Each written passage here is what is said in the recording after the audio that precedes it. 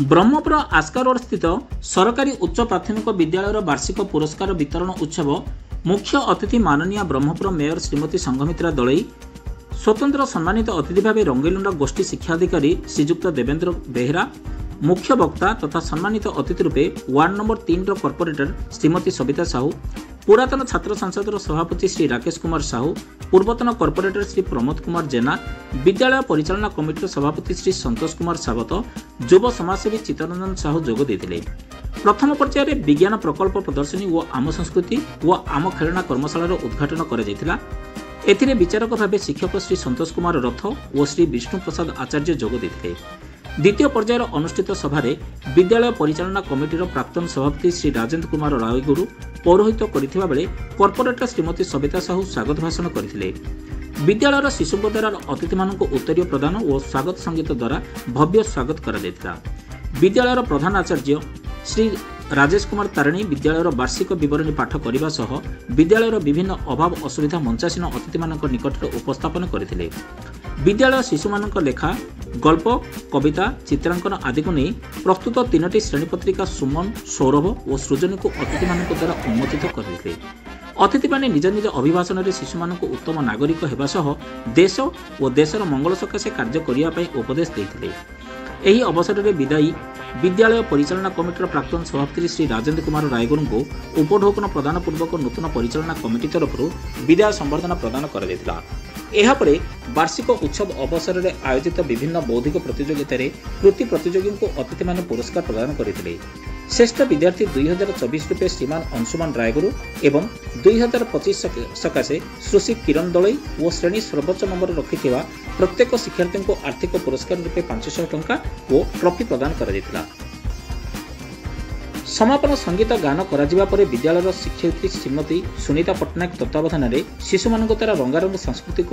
विचित्रा कार्यक्रम परिवेशन करा जायतिला। शिक्षयित्री श्रीमती अस्मिता कुमारी और श्रीमती राजेश्वरी दास मंच परिचालना करथिबा बेले विद्यालय शिक्षक शिक्षयित्री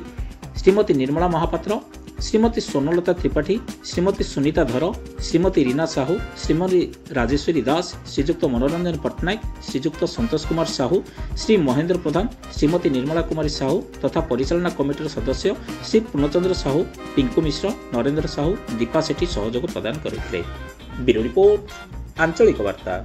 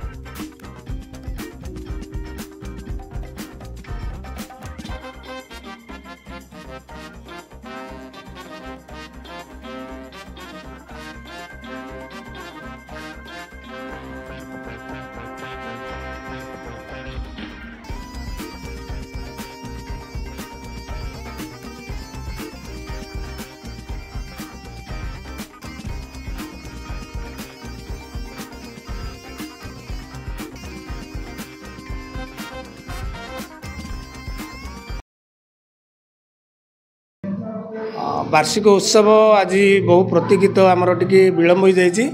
तथापि गोटे सरकारी विद्यालय रे आम सब चेष्टा करुँ अंचलवासी विश्वास भाजन होगापी एवं वर्तमान आम अंचल जो माने आर्थिक अनग्रसर श्रेणीर लोक मानकर अंचल तेणु से वर्गर अभिभावक मानक नहीं गोटे कार्यक्रम आज आम सफलतार सहित आयोजन करुँ।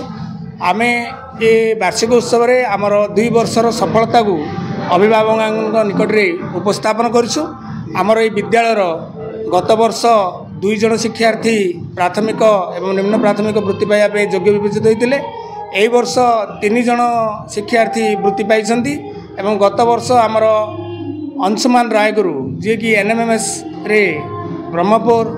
आमर उपखंड रे से टपर होते आम आज संबर्धित करूँ। ये आमर सफलता एवं आमर आगामी चिंतन जोटा कि विद्यालय आम रखीचु ताको उपस्थापन करवा आज उत्सवर गोटे लक्ष्य आजिर दिन रे आमे आमर जहाँ किछि आगामी परिकल्पना को रखीचु एवं से परिकल्पना भितर जो सब आह्वान अच्छी से आह्वान को सफल मुकाबला करने आमर जो माने अतिथि माने अछंती से अतिथि मानक निकट रे आमे आमर समस्या को उपस्थापन करछु एवं आज बहुत खुशी लगिला आमर रंगेलुंडा गोष्ठी शिक्षा अधिकारी से जो पीएम श्री जो अवार्ड वर्तमान जातीय स्तर रे विभिन्न विद्यालय को दिया जाउछि आम विद्यालय गोटे उन्नत मानर सरकारी विद्यालय एवं कहिया गले ब्रह्मपुर भल सरकारी विद्यालय भितर गोटे तेणु से जो आश्वासन देइछन्ती आमर विश्वास अच्छी से आमर मार्गदर्शक से हिसाब से जो कथा रखिंट निश्चित भाव में पूरण हम बोली आशा रखी एवं अभिभावक मान आज दिन में गोटे मोर अनुरोध विद्यालय प्रति विश्वास रखु एवं आमर जो आर्थिक अनग्रसर श्रेणीर पिलामानक आम जो परिकल्पना करूँ गोटे उन्नत मानर विद्यालय से निजर सहयोग आमको दिंतु निश्चित भाव में से पिलांर उज्जवल भविष्य गठन करने आमर दायित्व यहाँ आम के भूलु ना आपण जो नूतन प्रयास रखते छात्र छात्री को उत्साहित करने वैकल्पिक परिवर्तन करने अन्य कौन कले विद्यालय अधिक उन्नति कर निश्चित भाव में ये आमर जो अच्छी बर्तमान आम समय आवश्यकता सहित चलिया पड़ो जुग उपयोगी जदि आम न हो पार आम पचर रही तेणु वर्तमान हूँ इलेक्ट्रोनिक्स वर्तमान हूँ आर्टिफिशियल इंटेलिजेंस जुग